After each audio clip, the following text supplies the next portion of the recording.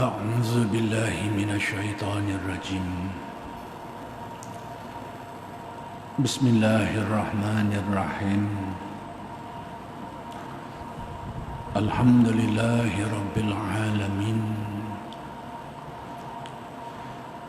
وبه نستعين. اللهم صل على سيدنا محمد النبي الأمي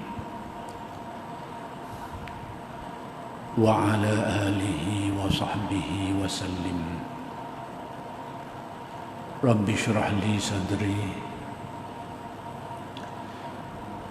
ويسر لي أمري واحلل عقدة من لساني يفقه قولي. ولا حول ولا قوة إلا بالله العلي العظيم. إلهي أنت مقصودي ورضاك مطلوبي. أعطني محبتك ومعرفتك. السلام عليكم ورحمة الله وبركاته. Alhamdulillah wa syukurulillah wassalatu wassalamu ala rasulillah amma ba'du. Segala puji bagi Allah yang telah mengurniakan hidayah dan taufik. Mudah-mudahan kita sentiasa memperolehi kurniaan hidayah dan taufik daripada Allah Subhanahu wa ta'ala. Dan insya-Allah pada malam ini akan diteruskan lagi pengajian kitab Al-Hikam karya Syekh Ahmad Ibn Athaillah Al-Iskandari radhiyallahu anhu. Kalam hikmah yang ingin dijelaskan pada malam ini ialah sambungan kalam hikmat yang ke-203.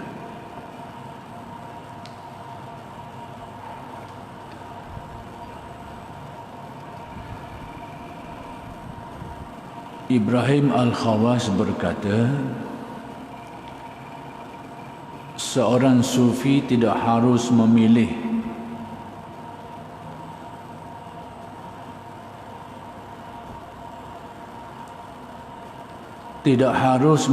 jalan tidak berusaha terkecuali jika memang sudah cukup keadaannya.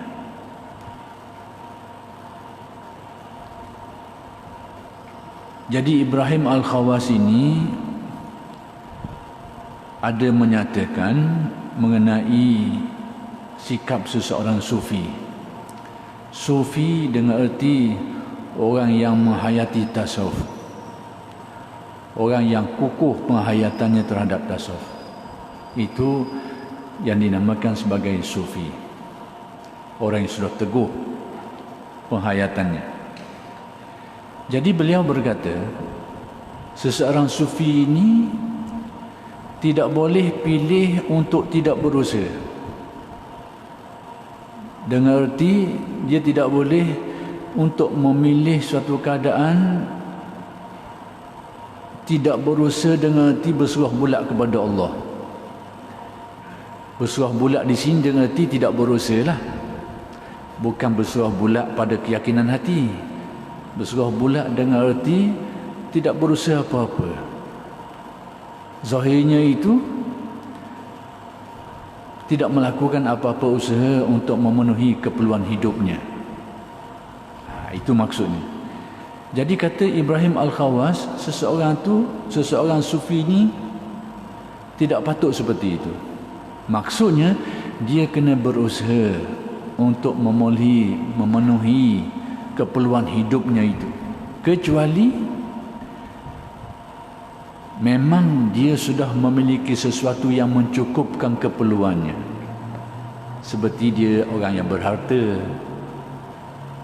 orang yang sudah kaya, orang yang ada sumber pendapatan itu dan ini. Bolehlah kalau dia nak memilih untuk tidak berusaha lagi. Tapi kalau dia tidak ada sesuatu yang mencukupkan keperluan hidupnya, lalu dia nak mengambil jalan tidak berusaha, atas nasihat Ibrahim Al-Khawas, memang tidak betul. Jadi ada pun sikap setengah di kalangan ahli tasawuf itu yang bertawakal zahir dan batin. Batin mereka ini serah bulat kepada Allah, zahir mereka pun tidak berusaha. Itu adalah terjadi pada setengah dari kalangan mereka itu saja. Berlaku pada setengah mereka itu, iaitu orang yang sudah mencapai suatu tingkatan dalam tasawuf yang dinamakan hakikat tajrid, iaitu orang yang memiliki keyakinan yang bulat kepada Allah secara rohaninya, secara keyakinannya itu hatinya bulat kepada Allah, bulat keyakinan kepada ketentuan Allah, pemberian Allah dan sebagainya. Kemudian zahirnya pula tidak terikat lagi dengan tuntutan-tuntutan memenuhi keperluan hidupnya. Itu orang disebut sebagai orang yang tajrid, hakikat tajrid yang zahir dan batin. Maksudnya dia ni dari segi keyakinan bulat, keyakinannya terhadap jaminan Allah, hidup, mati, rizki dan sebagainya. Bulat keyakinan terhadap takdir Allah. Kalau ada rizki dia, dapatlah rizkinya. Kalau tidak ada, tidak adalah. Bulat keyakinannya. Kemudian kehidupan zahirnya pula tidak ada tuntutan syarak lagi. Dia tak ada tanggungan yang wajib, nafkah yang wajib yang perlu ditunaikan, tak ada dah. Kalau dia ada anak-anak pun mungkin anak-anak dia tu dah besar-besar belaka, dah cari nafkah sendiri dah. Atas dirinya itu tidak wajib lagi dah. Kemudian dia ni pula kalau mengalami kesusahan, kepayahan, tidak mengapa, tidak bersungut, tidak merasa susah, boleh bersabar, boleh bertahan, dan dia tidak menyusahkan orang, dia tidak membebankan orang, dia tak minta dengan orang tu dengan orang ni. Itu keadaan orang yang tajrid, hakikat tajrid zahir dan batin. Bagi orang yang berada pada tahapan itu, bolehlah dia untuk tidak berusaha. Hati bulat keyakinan, tuntutan syarak, taklif syarak yang memerlukan dia ni memberi nafkah kepada orang tu, orang ni, keluarga dia, tak ada dah, terlepas dah. Bolehlah. Dan kalau dia, orang seperti ni, kalau menghadapi kepayahan rezeki pun, pada dia tak kisah, tak merasa susah dengan benda tu, dia tak rasa payah dengan benda tu. Dia tidak membebankan orang, tak menyusahkan orang. Tanggungan syarak pun sudah terlepas, boleh untuk tidak berusaha. Cuma nasihat Ibrahim Al-Khawas ni, seseorang sufi, walau bagaimanapun seorang sufi ni tak patut dia pilih untuk tidak berusaha. Dari segi mana agaknya nasihat Ibrahim Al-Khawas ni? Dari segi keharusan, boleh atau tidak, sekiranya seseorang itu sudah mencapai tahapan yang saya sebut tadi tu, dia boleh untuk tidak berusaha. Cuma Ibrahim Al-Khawas di sini, dia berpesan tidak patut dia buat gitu. Sebab apa tidak patut? Kerana nak beri pedoman kepada orang lain, jangan ikut macam dia tu. Jangan ikut macam dia. Dia mungkin boleh, dia tidak berusaha, rezeki tak ada, dia boleh tahan sabar. Dan orang macam dia itu selalunya akan dirizkikan Allah menerusi jalan-jalan yang tidak disangka-sangka. Tapi orang yang bukan macam dia, tidak sekelas macam dia, jangan terbang ikut pasal itu. Kalau lori boleh akut setang, jangan dia buat terbang nak ikut lori boleh akut 10 tang. Coh tayar, patah spring, jangan terbang. Jadi itu tasawuf mengajarkan seperti itu. Ada pun orang yang duduk pada darjatnya tadi boleh dia buat, boleh kalau dia nak pilih secara itu. Batinnya tajrid, zahir pun tajrid. Batinnya penuh keyakinan, tidak terganggu dengan kepayahan, tidak masih susah dengan kepayahan. Zahir pun tak ada tanggungan syarak lagi dah yang mewajibkan dia. Bolehlah dia tambah berusaha. Tadi cuma saya nak jelaskan di sini, bila Ibrahim Al-Khawas dia kata macam ni, seseorang sufi tu tak patut dia pilih untuk tidak berusaha. Ini adalah lebih kepada nak mengajar masyarakat supaya masyarakat tu tidak mengikut apa yang tidak patut mereka ikut. Kadang-kadang berlaku juga di kalangan sesetengah orang kita ni, yang dia mari zuk seketika. Dia ajak orang jadi macam dia juga. Dia ajak orang supaya jangan bekerja macam dia. Dia tak tahu tuntutan kewajipan orang macam mana, tanggungan orang macam mana, kekuatan keyakinan orang macam mana. Dia ni dah ajak orang. Itu bukan ajaran seperti itu yang dianjurkan dalam tasawuf. Kalau nak buat seorang boleh, itu pun kalau cukup syarat. Tapi kalau dia berasa cukup syarat dah cukup mana, payah sikit duduk menguah. Duduk menguah situ, menguah sini, hunggah ke orang tu, hunggah ke orang ni. Itu bukan dia tu. Bukan itu tajrid, jerit orang panggil. Bukan tajrid lah tu, makan jerit. Jadi ini perlu dipahami. Jadi ada benda-benda dalam tasawuf yang agak dilihat sebagai tinggi sikit martabatnya. Tinggi bukan kita nak hurai yang tinggi tu, tapi nak faham, nak tahu kedudukan tu secara umum, secara ringkas. Ada benda-bendanya dalam tasawuf yang kita ini bukan ikutan kita, tapi kita kena fahamlah, sebab kemungkinan ada orang yang berada pada tahapan seperti itu. Jadi tujuannya apa?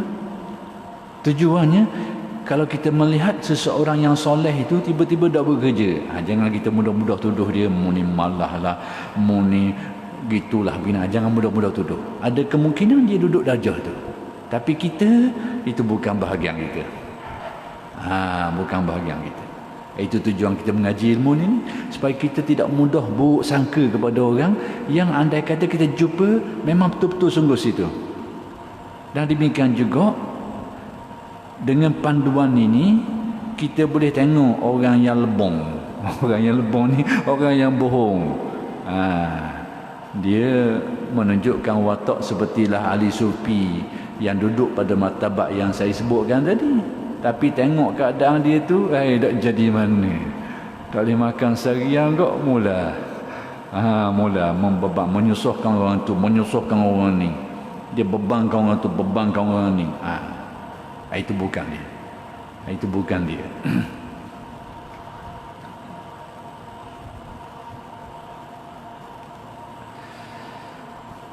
Abu Abdillah Al-Qurashi, ini makam dia ada di pendalaman Mesir. Pada waktu saya melawat Mesir satu ketika dulu, ke daerah selatan Mesir itu, saya pernah menziarahi makam ini, makam Abdullah Al-Qurashi. Makam yang diziarahi oleh ramai orang. Maksudnya orangnya orang yang agak terkenal. Jadi kuburnya itu, makamnya itu sentiasa saja ada penziarah, orang ziarah daripada jauh kemari. Berarti tokoh ni tokoh yang dihormati, yang sangat dikenali. Baik, dia berkata, selama keinginan berusaha itu kuat di dalam perasaan nafsumu, yakni dirimu, selama mana dalam diri kita ini kemahuan, keinginan untuk berusaha tu masih tinggi. Nak berusaha ni, nak berusaha mencari sebab musabab kepada sesuatu tu, kecenderungan kita, kemahuan kita masih tinggi. Sekiranya demikian, maka berusaha itu lebih utama. Kata Abdullah Al-Qurashi, baik memberusahalah. Jadi pedoman pada kita, sekiranya gerak hati kita ni lebih cenderung untuk berusaha mencari kehidupan kita, bahawa kita berusaha untuk tujuan itu adalah lebih baik untuk kita. Lebih baik untuk kita. Umar ibn al-Khattab radhiyallahu anhu berkata, Rasulullah sallallahu alaihi wasallam selalu memberi kepada saya, maka saya berkata, berikan kepada orang yang lebih berhajat dari saya. Ini Sayyidina Umar ni, dia watak pelik sikit lah. Orang yang sangat zuhud, sangat tinggi darjat kezuhudan dia tu, dan dia suka hidup cara tu. Tidak semua orang mesti ikut cara itu. Tapi kalau ada orang nak ikut cara Sayyidina Umar, dia boleh ikut, asalkan dia memenuhi syarat-syarat lain lah. Antaranya tadilah tidak membebankan orang, tidak menyusahkan orang dan sebagainya.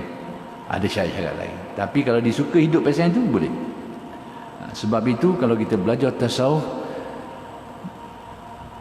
kita akan dapati ragam dan perjalanan dalam tasawuf itu bermacam-macam, berbagai-bagai.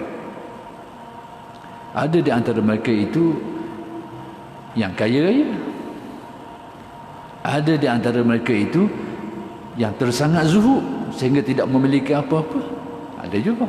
Tapi mereka itu adalah menempuh perjalanan yang sama. Macam mana boleh jadi begini?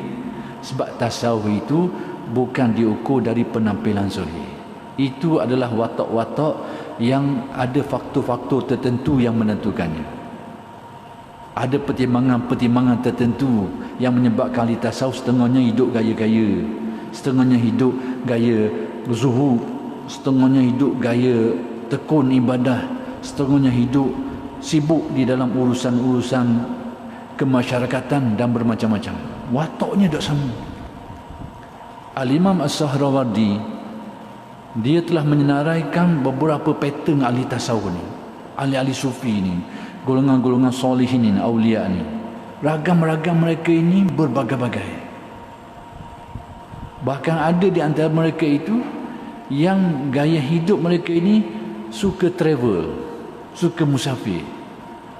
Kita juga suka melancong lah, pergi ke situ, pergi ke sini. Itu gaya hidup dia. Ada di antara mereka ini pattern hidup seperti itu. Tidak tetap di suatu tempat, kang situ, kang di sini.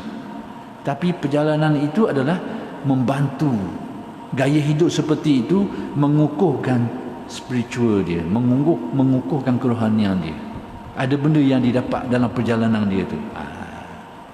Itu saya nak ceritakan bahawa ragam-ragam ahli tasawuf ni bermacam-macam. Jadi jangan kita dalam persepsi kita bahawa tasawuf itu pattern je. Pattern apa? Pattern pakai pakaian, pak cari-cari. Hidup kemiskinan, tak ada benda, pakaian hok berlubang situ, berlubang sini. Itulah pattern tasawuf. Bukan, jangan seperti itu. Sekalipun ada segolongan atau sebahagian mereka itu seperti itu, perlu kita kena faham benda ni. Jadi Sayyidina Umar ni, dia kata Rasulullah sallallahu alaihi wasallam selalu memberikan beliau sesuatu. Lalu apa yang beliau kata? Sayyidina Umar suruh berikan kepada orang lain yang lebih berhajat lagi, yang lebih perlukan lagi. Ini satu sikap yang baiklah. Kerana benda itu dirasakan oleh Sayyidina Umar tidak diperlukan olehnya. Pada dia sudah cukup dengan apa yang dia ada. Lalu dia suruh beri kepada orang lain. Ini satu sikap yang baik. Tapi bukanlah menjadi suatu kewajipan, suatu kemestian. Rasulullah berkata, terima kasih dan pergunakan atau sedekahkan, dan tiap harta yang datang kepadamu dengan tidak engkau harapkan atau engkau minta, maka terimalah. Nabi ajar pasal yang lain pula. Watak Sayyidina Umar tu, kerana dia rasa padang dah dengan ada pada dia tu, Nabi beri suruh beri orang. Tapi rupa-rupanya Nabi ajar suatu hal yang lain sikit daripada tu. Apa? Kata Nabi, pertama sekali Nabi terima kasih dan pergunakan atau sedekahkan. Pertama sekali Nabi berterima kasih, ataupun Nabi ajar Sayyidina Umar supaya mengucapkan terima kasih atas pemberian. sama ada mempergunakannya, yakni gunakan pemberian orang tadi tu, atau disedekahkan, diberi kepada orang lain. Terima.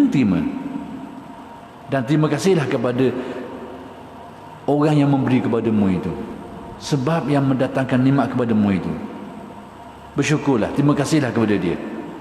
Kemudian pilihannya, sama ada kau nak guna pemberian itu, kau nak pakai untuk dirimu, atau kau nak beri kepada orang lain, nak sedekahkan pula. Itu yang Nabi ajar. Terima dulu. Tambah pakai, beri ke orang lain pula. Jadi kalau orang beri kita, suruh beri ke orang lain, sejalur je lah kelebihannya. Orang ni beri ke orang lain, kalau beri kita, kita beri pula, banyak tapis pahala ganja orang tu. Dia beri kita satu hal, kita beri ke orang pula. Kita tumpang situ.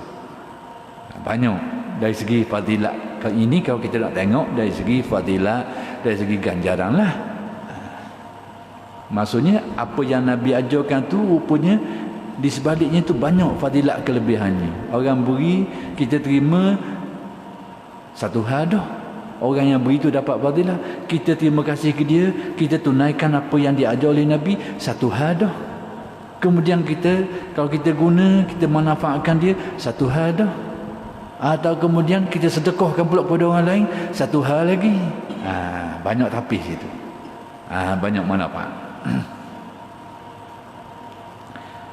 Kemudian kata Nabi, dan setiap harta yang datang kepadamu, setiap harta yang kau dapat, yang datang kepadamu, yang dikurniakan kepadamu, yang diberikan kepadamu, dengan tidak engkau harapkan. Orang beri ni, setengahnya tu kita tak minta, tapi orang beri.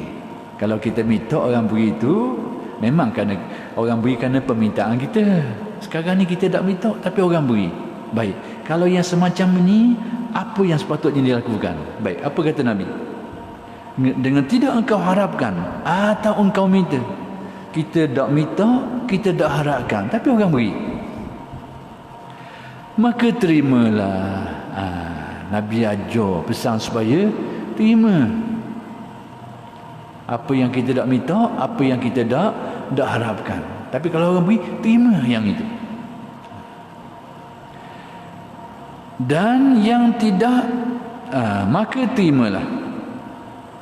Dan yang tidak, yakni maka yang tidak seperti itu, maka jangan engkau angan-angan harap-harapkannya. Sekiranya tidak demikian, maka jangan kita mengharapkan. Kalau orang beri, kita tak minta, kita tak harapkan, terimalah kata Nabi. Tapi kalau tidak seperti itu, jangan kita mengharap-harapkan untuk supaya diberi orang dan sebagainya. Ini adalah pedoman tasawuf, mengajar kita supaya jangan meletak pergantungan hati dan harapan kepada yang lain. Tapi kalau kita nak mengharapkan supaya orang beri kita, tidak salah. Dari segi syaraknya kita harap supaya orang beri kita ni, tak ada masalah. Cuma tasawuf nak mengajarkan kita supaya hati kita menjadi lebih murni, lebih teguh, iaitu tidak meletakkan pengharapan kepada pemberian orang. Kalau orang beri, terimalah, Nabi kata. Dan pandanglah itu sebagai gerak atau kurnia Allah menerusi sebab-sebab seperti yang lalu, yang menjadi laluan untuk siapa kita itu.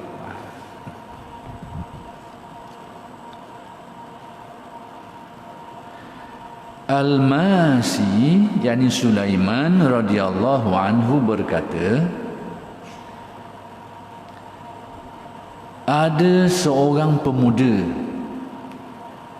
datang kepada Ibrahim At-Taimi untuk memberi hadiah wang sebanyak 2,000 dirham. 2,000 banyak tu. Jadi orang mari nak beri ke dia. Sambil berkata, yakni orang muda tadi tu berkata, terimalah wang ini. Jadi orang muda tu mari kat dia nak beri sejumlah wang ni, bahkan beritahu, ambillah, terimalah. ini bukan dari raja. Dia kata, ni duit aku bukan mari daripada raja.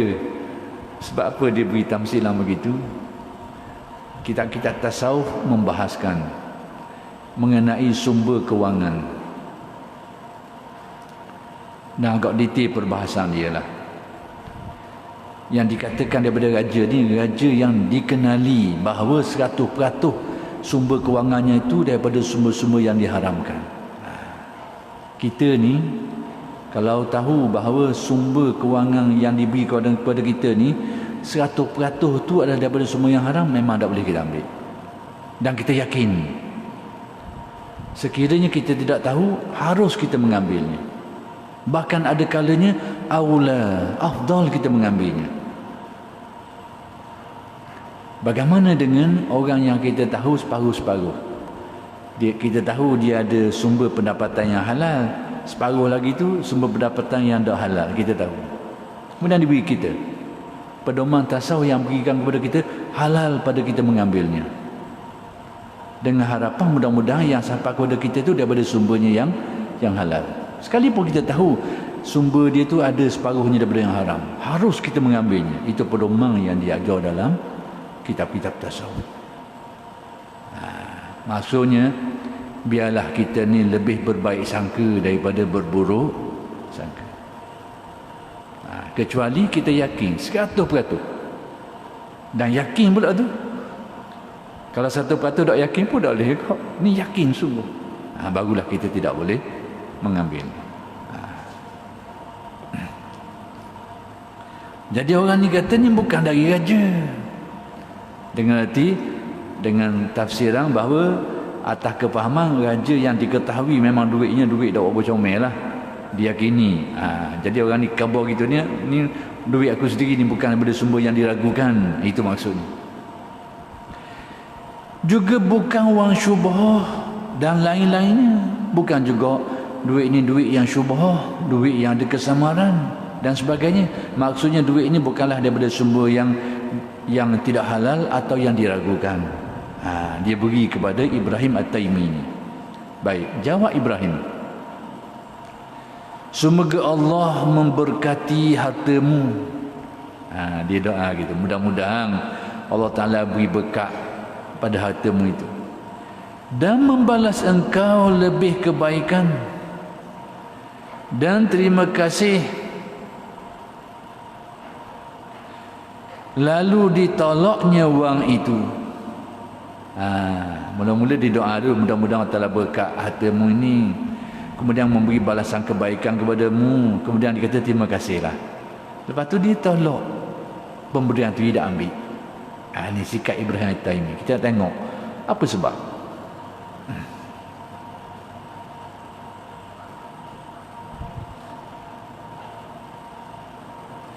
Setelah pergi pemuda itu, saya bertanya. Setelah orang muda yang mari nak pergi tadi tu telah meninggalkan tempat tu, maka orang yang ada dekat dengan Ibrahim At-Taimi ni tanya dia. Sahabat dia ni tanya, ya Aba Umran. Aba Umran ni yakni Ibrahim At-Taimi lah. Jadi Sulaiman ni tanya kepada Ibrahim At-Taimi, mengapakah engkau tolak pemberian itu? Demi Allah, isterimu tidak mempunyai gamis. Rukuk ni, gamis ni pakaian lah. Pakaian. Jadi kata Ibrahim, kata Sulaiman ni, dia kata kenapa engkau tak terima pemberian itu, padahal keluargamu, isterimu tak cukup pakaian. Pakaian pun tak cukup. Patutnya kau ambil lah, belilah keperluan dia tu. Jawab Ibrahim, benar, dia kata, memang betul.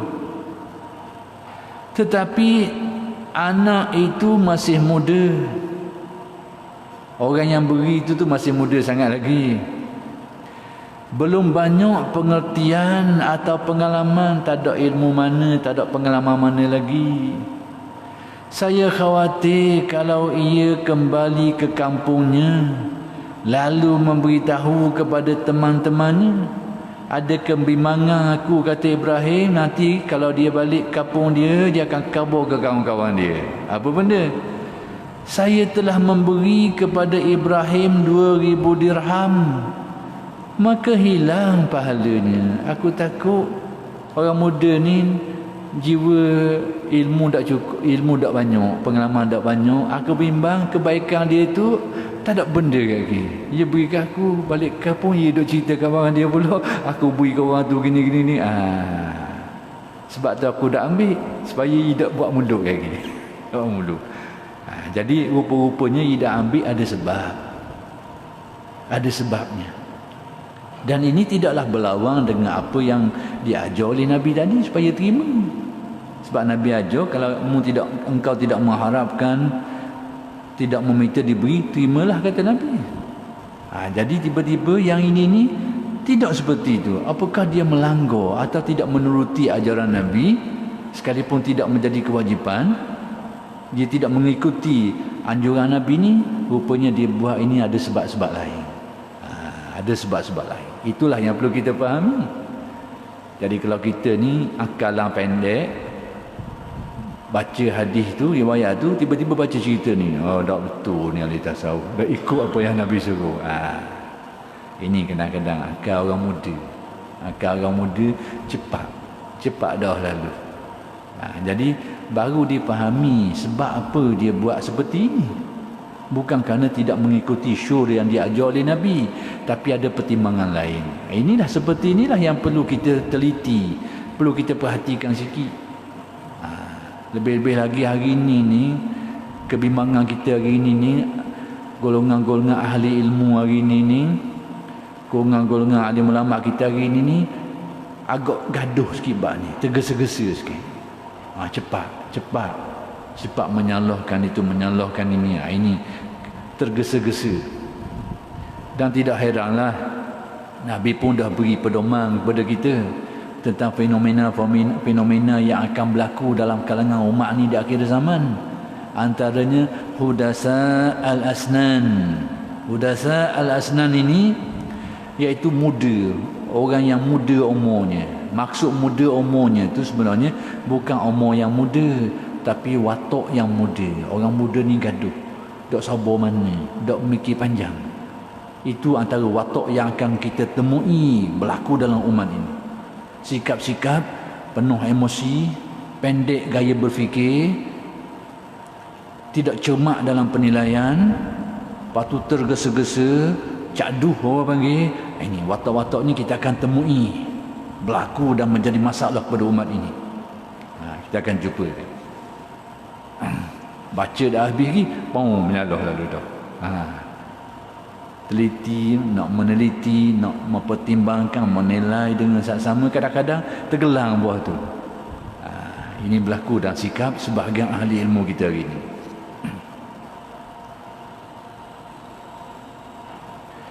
Jadi saya khawatir, ini saya bimbang, kata Ibrahim, kalau ia kembali ke kampungnya, lalu dia memberitahu kepada teman-temannya, saya telah memberi kepada Ibrahim 2,000 dirham. Dia akan kabur. Dia kabur tu, kabur tujuan untuk di situ dibimbangi ada unsur-unsur yang tak baik lah. Dia beri tapi dia ngukik, bahasa kita kat ngukik. Ataupun dia beri lalu ada unsur-unsur riak. Itu dibimbangi oleh Ibrahim. Sebab orang ni melihat kepada orang tu orang muda, yang ni jiwa yang tidak kukuh, ilmu dan pengalaman itu mungkin tidak banyak. Takut dia melakukan sesuatu yang boleh merosokkan kebaikan yang dia buat tu. Dan hilang pula wangnya. Wang pun habis, ganjaran pun tak boleh. Itu dibimbangi. Jadi tindakan yang dibuat oleh Ibrahim At-Taimi ini ternyata bukanlah menyanggahi apa yang disarankan oleh Nabi, tetapi dilakukan itu atas pertimbangan yang tersendiri. Rasulullah sallallahu alaihi wasallam bersabda,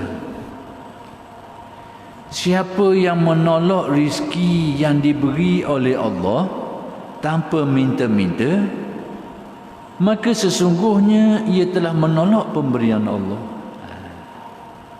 Siapa yang tolak? Dan kerana dia tak minta tapi orang beri, dia tolak. Maka sikap ini dianggap sebagai menolak pemberian Allah. Jadi Nabi menganjurkan kita supaya kalau orang beri dan kerana kita tak minta, terimalah. Jadi guru kami, almarhum guru kami, dia pesan. Tapi pesan ni bukanlah menjadi satu kewajipan lah. Minta jangan, dia kata. Tapi kalau orang beri, ambillah. Sekalipun terpaksa dikutik atas tanah, tak apalah, ambillah bila dia beri. Itu pesan guru kami, almarhum guru kami dulu. Rupa-rupanya pesan dia tu sesuai dengan apa yang dia ajar oleh Nabi SAW. Minta jangan, dia kata. Bukan dia larang dengan arti haram, tak boleh. Tapi dinasihati secara tasawurnya, jangan jom minta lah. Tapi kalau orang beri, kutik atas tanah pun tak apa. Ambil lah, dia kata. Demikianlah kalam hikmat Syekh Ibn Atta' yang ke-203. Kesimpulan mudah daripada kalam hikmat yang 203 ini, iaitu kita ni diajar oleh Syekh Ibn Atta' supaya dikala kita menerima pemberian yang datang kepada kita menerusi sebab musabab itu, hendaklah kita pandang hakikat sebenarnya itu adalah pemberian yang datang daripada Allah. Hendaklah kita belajar untuk mengingatkan hati kita, untuk merasakan di dalam hati kita, untuk menyedarkan hati kita bahawa apa yang kita dapat, maka itu hakikat sebenarnya datang daripada Allah. Ternyata bahawa apa yang diajar oleh Syekh Ibn Atta' ini adalah nasihat-nasihat tauhid yang sangat berguna. Dalam keyakinan tauhid, memang itulah sebenarnya keyakinan. Cuma kita yang sering melupakannya. Sehingga kita melihat apa yang datang kepada kita itu, seringkali kita ni lupa. Sekalipun kita tahu dan yakin, tapi sering lupa. Bahkan kita lebih melihat kepada sebab-sebabnya, bukan hakikat pemberinya. Itu kita. Jadi Syekh Ibn Atta' ajar kita supaya fahami perkara ni dan hayati dia. Cuba ingat-ingatkan dia, hadir-hadirkan dia, rasa-rasakan di dalam hati. Setiap kali menerima pemberian, lebih-lebih lagi yang kita tidak minta, yang kita tidak cari, dapat. Lihatlah itu sebagai pemberian Allah. Adapun kalam hikmat Syekh Ibn Atta' yang ke-204, kata Syekh Ibn Atta', Rubama istahyal arifu an yarfa'a hajatahu ila maulahu iktifaan. Ada silap baris sikit dalam cetakan saya ni. Jadi yang betulnya iktifaan bimasyiatihi. Fa kaifa la yastahyi an yarfa'aha li khaliqatihi. Ada kalanya seseorang arif itu malu meminta hajatnya kepada Tuhannya kerana merasa rela, yakni puas dengan kehendaknya. Maka bagaimana tidak akan malu minta hajatnya kepada makhluknya. Sebelum ini, kalam hikmat sebelum ini, sekalipun yang nak diberitahu kepada kita supaya apabila kita terima pemberian yang kita tidak minta, terimalah dia dan pandanglah itu adalah anugerah Allah dengan sebab-sebab tertentu. Jadi terkandung juga apa yang nak diberitahu oleh Syekh Ibn Atta' dalam kalam hikmat sebelum ini, iaitu kita dianjurkan untuk tidak menjadi kebiasaan kita meminta-minta. Bukan menjadi kebiasaan kita meminta-minta, supaya berlatih ataupun supaya membiasakan diri, kecuali kerana maslahat keperluan-keperluan yang diharuskan syarak atau lain cerita. Jadi pada kalam hikmat yang ke-204 ni pula, Syekh Ibn Atta' nak beritahu perihal segolongan orang yang dinamakan arif. Arif ini dia sama makna dengan sufi. Sufi dan arif adalah Dua golongan yang sama, nama yang beza. Sufi dilihat dari sudutnya, arif dilihat dari sudutnya, tapi orang yang samalah. Merujuk kepada orang yang memiliki kriteria yang sama. Dalam bahasa mudah, orang yang menghayati tasawuf secara yang mendalam, orang yang sudah mencapai hakikat-hakikat tasawuf, orang yang menyelami dunia tasawuf secara yang agak mendalam, itu dinamakan arif dan sufi. Baik, apa gelagak mereka ni?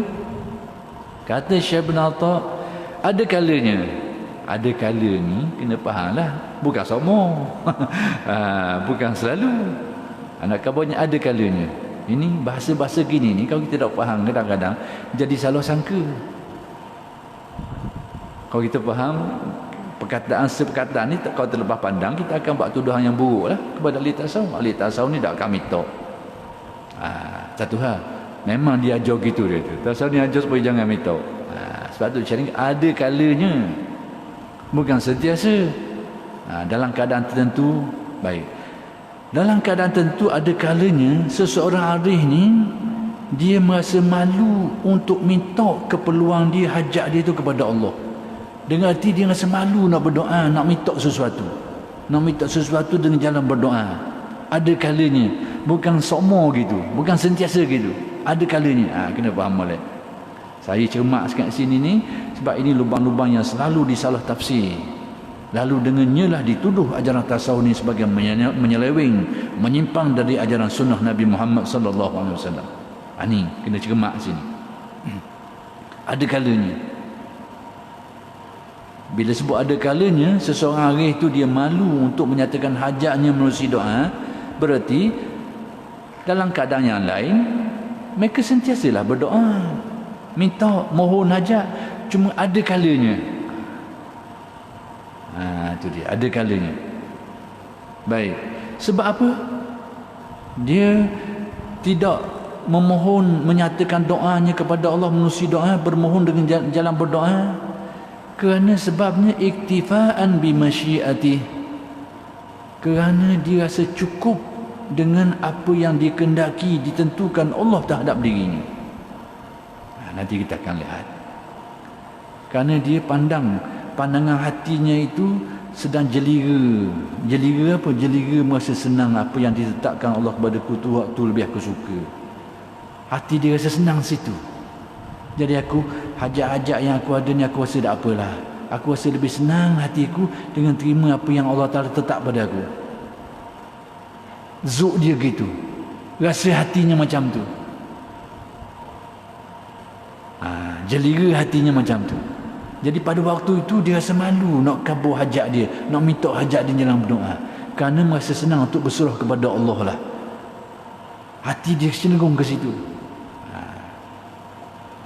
Lalu dikatakan, maka bagaimana dia tidak merasa malu untuk menyatakan hajatnya kepada makhluk? Jadi apatah lagi dengan makhluk? Kalau dengan Allah Ta'ala pun ada kalanya dia rasa malu nak kabur hajat dia, nak minta hajat dia, dengan makhluk lebih-lebih lagi, kata Syekh Ibn Atta. Nak kabarnya antara ciri kearifan ni, orang arif ni tidak banyak perangai meminta-minta. Bukan tak ada langsung, tak banyak. Jiwa dia tidak cenderung ke situ. Jiwa dia lebih cenderung kepada menerima kurnia Allah, menusi sebab musabab. Tak banyak. Baik. Sikap ahli tasawuf ni ada landasan syarak dok yang kita boleh buat. Ada setengah orang dikata ni sikap yang salah. Sebab apa? Kerana dibaca hadis. Iza sta'anta fasta'in billah. Apabila kamu nak minta tolonglah dengan Allah. Ataupun dia baca Al-Quran, ud'uni astajib lakum, berdoalah, mintalah kepada aku, nescaya akan aku perkenankan, mustajabkan. Jadi dia kata ajaran tasawuf ni berlawan dengan ayat ini, dengan hadis. Tidak sedar ayat Quran bukan satu, hadis pun bukan satu. Ni kadang-kadang berlaku. Orang kita hari ni jadi gaduh sebab tu lah. Sebab dia berasa dia tahu dia berasa dia tahu belaka. Dia baca satu Al-Quran, dia baca satu hadis, seolahnya semua ayat Al-Quran, semua hadis Nabi dalam kepala dia belaka dah. Kau mulalah. Mulalah berani dengan cepat, tanpa cermat, dengan tidak cermat, menyalahkan itu, menyalahkan ini. Jadi oleh kerana sudah masuknya waktu Isyak, saya berhenti setakat ini, dan insya-Allah saya akan sambung huraian ini pada minggu-minggu yang akan datang. Aqulu qawli hadza wa astaghfirullahal azim li wa lakum. Assalamualaikum warahmatullahi wabarakatuh.